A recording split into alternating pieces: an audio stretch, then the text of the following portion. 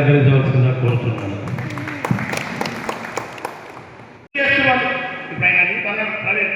వాస్తవంగా వాళ్ళు ఒకరిని ఒకరు పలకరించుకుంటూ పోతున్నారు. మన నాయకులు ఎందుకు పలకరిస్తారు? మన నాయకులు ఎందుకు ఇమ్మడం తీసుకొచ్చుకుంటలేదు? ఒకసారి దాన్ని అర్థం చేసుకోండి. మీరు ఈరోజు బీజేపీ మీటింగ్ ఉందని అంటే 100 మంది ఉండాలి. మీటింగ్ చేయలేను.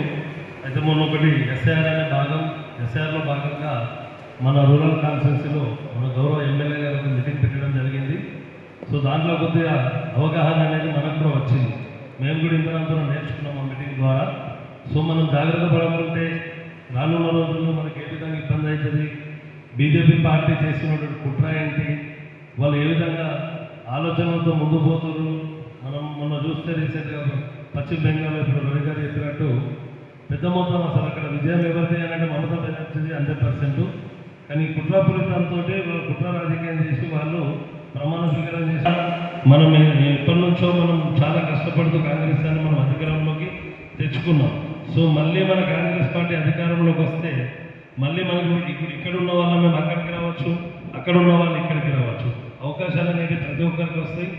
తప్పకుండా మనం కష్టపడదాం. కష్టపడి ముందడికి పోతేనే మనకు ఒక ఇది అనేది పార్టీలో కూడా బలం అనేది చేకూరుతుంది. 30 లక్షలు రద్దేసి మళ్ళీ 60 లక్షలు పునరుద్ధరణ, కానీ అప్పటికి నష్టం జరిగిపోయింది. ఎందుకంటే అక్కడ 30 లక్షలు తేడాకొని ఆ ప్రభుత్వంలో బీజేపీ ప్రభుత్వం ఏర్పడింది. అంటే 90 లక్షలు మనకు అక్కడ కొట్టేసారు.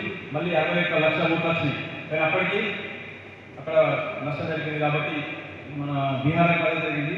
ముఖ్యంగా ఈ తెలంగాణలో కూడా బీజేపీ వాళ్ళు ఒక కాంగ్రెస్ కుటుంబ సభ్యులు కావచ్చు, లేకపోతే ఇక్కడ అనుమానం ఎవరైతే ఉంటారో వాళ్ళని తొలగించాలని చెప్పేసి వాళ్ళకు ఒక కాంగ్రెస్లో కూతురు. కాబట్టి మనందరం కూడా దీన్ని ముఖ్యంగా మనకు సంబంధించిన కుటుంబాలు మనకు ఏదైతే ఇప్పుడు కొన్ని ఉంటాయి టీడీపీ మంచిది తెలుసా, కొన్ని ఉంటాయి కొన్ని ఏదో విధాలుగా జరిగిపోతాయి.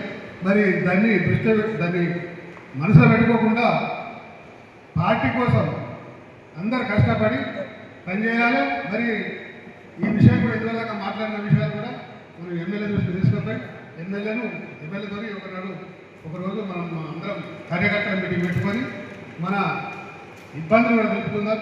ఎస్ఐటి కానీ ఎంఆర్ఓ కానీ అదేవిధంగా సన్మానం చేద్దాం. మరియు మిగతా విషయాలు అందరితో చర్చించి ఏ విధంగా చేద్దాం, మిగతావి కూడా ఏదైనా మాట్లాడచ్చు దయచేసి. ఎందుకంటే మనం అందరం కుటుంబ సభ్యులం కాబట్టి సామరస్యంగా అందరూ తోచిన విధంగా మాట్లాడాలి. అంటే ఒక ఫ్యామిలీగా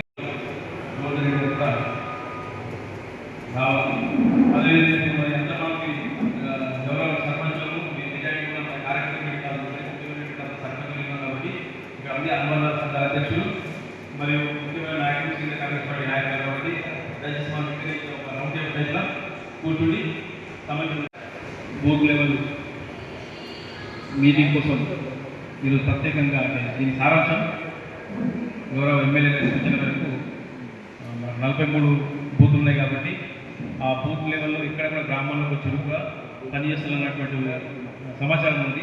మరి దాని సిరికొండ మండలంలోని మండల సర్పంచులు నూతనంగా ఎన్నికైనటువంటి మండల అధ్యక్షుడు అదేవిధంగా మన సీనియర్ కాంగ్రెస్ పార్టీ జిల్లా ప్రధాన కార్యదర్శి గారు, మిగతా మండల సర్పంచ్ ఫోరం అధ్యక్షుడు శంకర్ నాయక్ గారు, గౌరవ సర్పంచ్ కూడా ఇవాళ ఎస్ఆర్ పోలింగ్ కోసం కొంత ఏర్పాటు చేసుకోవడం జరిగింది. మరి అదేవిధంగా మరి ఎమ్మెల్యే గారి ఆదేశానుసారంతో మరి మన మండలంలోని 43 బూత్లలో మరి వేగవంతం చేయాలి, ఎక్కడైతే స్లో ఉందని చెప్పేసి మన తహసీల్దార్ చెప్పడం జరిగింది. మన ప్రతి గ్రామంలో మనకు సంబంధించినటువంటి మా కాంగ్రెస్ పార్టీ బూత్ ఏజెంట్లు రేపటి నుండి వాళ్ళే కాకుండా అన్ని గ్రామ సర్పంచులు మరి మాతో పాటు మండలంలోని యువకులు అందరూ కూడా పాల్గొనడం జరుగుతుంది. మరి 24 పేర్లు లాస్ట్ డేట్ అయినప్పటికీ 20 కల్లా కంప్లీట్ చేస్తామని ఒక లక్ష్యంతో చేసుకోవడం జరిగింది. మరి దాని గురించి అవగాహన ప్రతి ఒక్కరికి చర్చించి చెప్పడం జరిగింది. అదేవిధంగా మరి మన మండలానికి మనకు నూతనంగా ఏర్పడినటువంటి గోవర్ధన్ రెడ్డి గారికి సన్మానం చేయడం జరిగింది. మరి ప్రతి ఒక్కరికి కూడా పేరున రేపటి కార్యక్రమం చేయాలని చెప్పేసి ఆశిస్తూ మేము ఇక్కడ నుంచి కూడా నాకు ఏ విధంగా సహకరించారో మిగతా వాళ్ళకు అందరికీ కూడా మన ప్రస్తుత అధ్యక్షుడికి కూడా సహకరించి ఈ మండలానికి మంచి తీసుకురావాలని చెప్పేసి శుభాకాంక్షలు తెలుపుతూ మరోసారి అందరికీ ధన్యవాదాలు. జై కాంగ్రెస్. ఎస్ఆర్ ప్రోగ్రాంలో భాగంగా సిరికొండ మండలంలో కాంగ్రెస్ పార్టీ తరఫున ఈరోజు కార్యకర్తలతో సమావేశం ఏర్పాటు చేయడం జరిగింది. అయితే ఈ యొక్క సమావేశానికి మన ప్రతి ఒక్క గ్రామ సర్పంచులు అలాగే సీనియర్ కార్యకర్తలు బిఎల్ఏలతో పాటు మన అందరూ ఇక్కడ అటెండ్ కావడం జరిగింది. అయితే వారికి ఈ యొక్క జరుగుతున్నటువంటి పరిణామాల మీద ఎప్పటికప్పుడు కోఆర్డినేటర్లను మేము 10 బూత్లకు ఒక కోఆర్డినేటర్ని ఏర్పాటు చేసుకోవడం జరిగింది.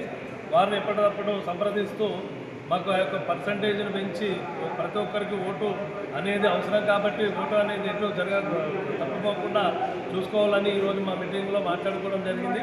అదేవిధంగా మా పాత మండల అధ్యక్షులు బకారం రవి గారు చేసినటువంటి సేవలు 12 సంవత్సరాలు ఆయన మండల అధ్యక్షుడిగా 10 సంవత్సరాలు ప్రతిపక్షంలో 2 సంవత్సరాలు ప్రభుత్వంలో పనిచేసినటువంటి ఆయన నుంచి నాకు వచ్చినటువంటి పదవి పరంగా అతన్ని ఈరోజు మేము ఘనంగా సన్మానించడం జరిగింది.